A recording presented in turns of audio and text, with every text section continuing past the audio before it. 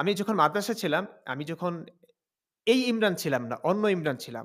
জিহাদি স্পৃহায় অনেক বেশি এগিয়ে ছিলাম। আ তারপর তখন আমি অবশ্যই আওয়ামী লীগ কিংবা শেখ হাসিনাকে খুব ঘৃণা করতাম। কারণ তখন আমাদের কলিজার টুকরা আলেমদেরকে তারা বন্দী করত। জিহাদি আলেমদেরকে তারা আ জঙ্গি বলে এ জেলখানায় নিয়ে পুরে রাখত। এগুলো তারা তো আমাদেরকে আসলেই আঘাত জঙ্গি করত। ছিল। হ্যাঁ, সেটা এখন বুঝতে পেরেছি ভাই। আমি কিছুদিন আগেও পর্যন্ত হ্যাঁ, যখন আমরা বাক স্বাধীনতা না পেলে আপনি কি করবেন? ধরুন আশেপাশের মানুষ যেভাবে ভাবছে, হ্যাঁ? যেটাকে প্রমোট করছে আপনি সেটাই করতে বাধ্য। কারণ বাক স্বাধীনতা নাই। আমি এই জুলাই মাদ্রাসাগুলোতে। অভ্যুত্থানের সময় কিন্তু কিছু পোস্ট করেছি যেগুলো এখন দেখলে আমার একটু লজ্জা লাগে। আরে আমি তখন এমন পোস্টগুলো করলাম।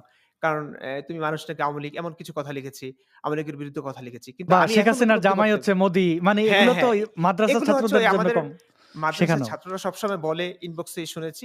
সেগুলো পোস্ট করে দেখেছি তাদের মনস্তত্ত্ব বোঝার জন্য। বাকি এগুলোর জন্য আমার মাঝে, মাঝে এখন দেখলে লজ্জা লাগে। আরে আমি এমন মানুষ ছিলাম। এমন মানুষ ছিলাম তা না। আমি তখনও পরিবর্তিতই ছিলাম। কিন্তু তখন তো মনে করুন ওই যে একজন ইমাম হিসেবে, মাদ্রাসার ছাত্র হিসেবে সমাজেরই একটা মানি ৮-১০ টা মানুষের মতোই আমি একজন সদস্য। সেই হিসেবে তাদের মতো করে পোস্টগুলো করেছি।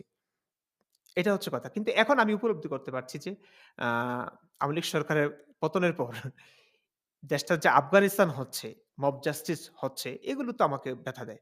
এখন ভাবছি যে আওয়ামী লীগ থাকলে মনে হয় এমনটা হতো না। এখন ভাবছি যে আওয়ামী লীগ থাকলে এই যে আলেমদেরকে, জঙ্গিদেরকে আসলেই ঢোকাতো এটা দরকার ছিল।